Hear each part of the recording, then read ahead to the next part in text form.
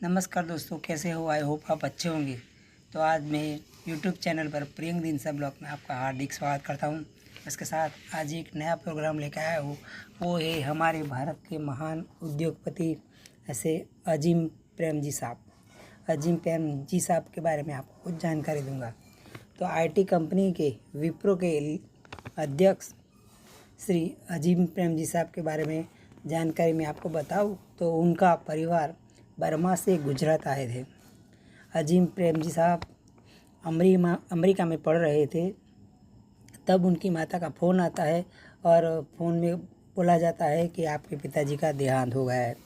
तो वो अपनी पढ़ाई बीच में छोड़कर अजीम प्रेमजी साहब इंडिया आ जाते हैं और फिर इंडिया ही रुक जाते हैं और अपने पिताजी का व्यवसाय जो चल रहा था उसको आगे बढ़ाते हैं।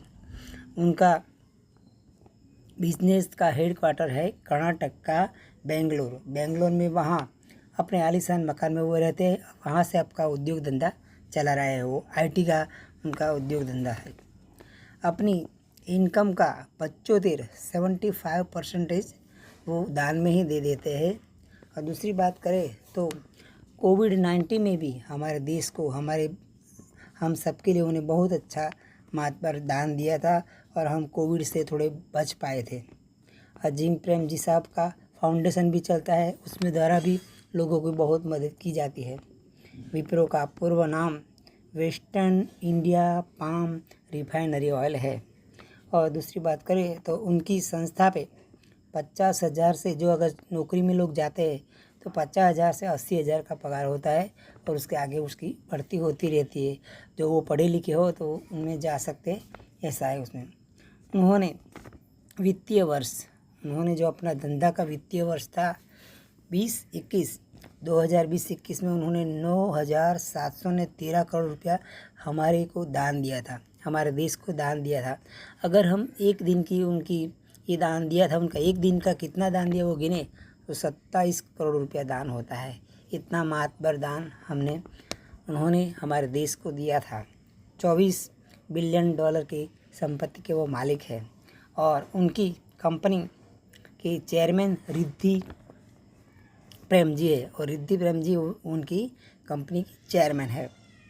आईटी उद्योग के बादशाह के वो माने जाते हैं। उनको आईटी उद्योग का बादशाह माना जाता है। सॉफ्टवेयर उद्योग में दुनिया में उसका अच्छा नाम है। बहुत शर्मीले और कम बोलने वाले इंसान है वो। दुनिया का 100 प्रभावशाली व्यक्तियों में उनकी गणना होती है, उनकी गिनती होती है। पिताजी का नाम जाने तो निजार इस्माइल उनका पिताजी का नाम था। वो शिया थे और मुस्लिम धर्म में आते थे। भारत का बिल गेट भी उसे कहा जाता है। हम लोग भारत का बिल गेट भी कहते हैं। उनका जन्म 1945 में मुंबई में हुआ था और हाल उनकी उम्र 78 ईयर्स है। तो हम भगवान से प्रार्थना करें कि वो लंबी आयु से जिए और खूब अच्छी तरह जिए और हमारे देश की सेवा करते रहे। इसके साथ ही मेरा प्रोग्राम मैं यही समाप्त कर रहा हूँ। मेरे प्रोग्राम को लाइक करो, शेयर करो, सब्सक्राइब करो, बेल आइकन की घंटी दबाओ ताकि आपको नोटिफिकेशन मिलता रहे। Bye bye. जय हिंद, जय गुजरात, जय भारत। Bye bye.